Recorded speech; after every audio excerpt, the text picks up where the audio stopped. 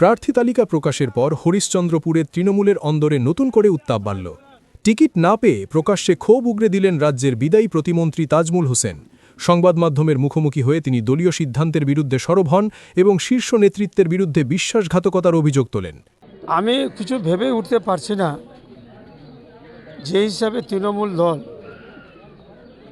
আমরা দীর্ঘদিন ধরে 15 বছর থেকে আমরা করছি, 2015 সাল থেকে খুব একনিষ্ঠভাবে আমরা দলটাকে করছি, যে হঠাৎ করে এসে টিকিট পেয়ে যাবে।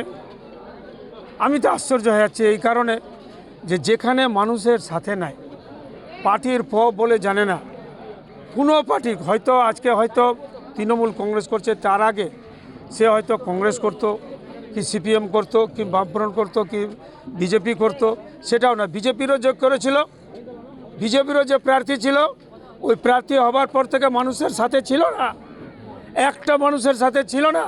45,000 ভোট পেয়েছিল সত্যি, বিজেপির এখানকার ভোট 45,000 পেয়েছিল সত্যি, কিন্তু একটা মানুষের সাথে 4.5 বছরও ছিল না। হঠাৎ করে এসে এই টিকিটটা পেয়েছে, মানুষের সাথে ছিল না।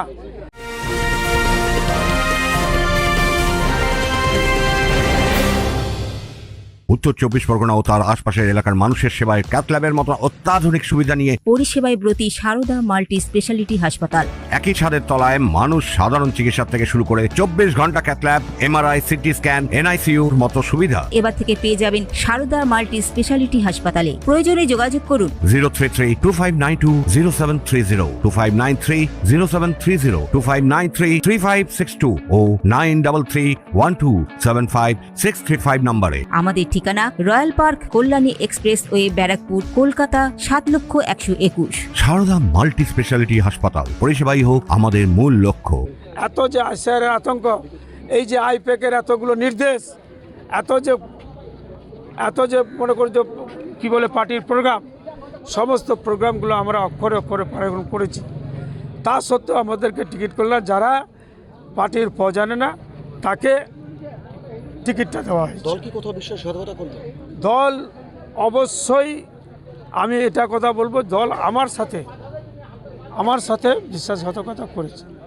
কেন দল আপনার সাথে বিশ্বাসঘাতকতা করবে? আমার সাথে করেছে, কি কারণে করেছে জনগণই বলবে, জনগণই শেষ কথা, জনগণই হচ্ছে শেষ কথা। কারণ যে মানুষের সাথে নাই, হঠাৎ পরিযায়ী পাখির মতো এসে গত 2021 সালে যাকে আমি 77,000-এর অধিক ভোটে হারিয়েছিলাম, সেই লোকটা হঠাৎ করে এসে বিজেপি থেকে এসে হঠাৎ করে রাতে রাত টিকিট পেয়ে যায়।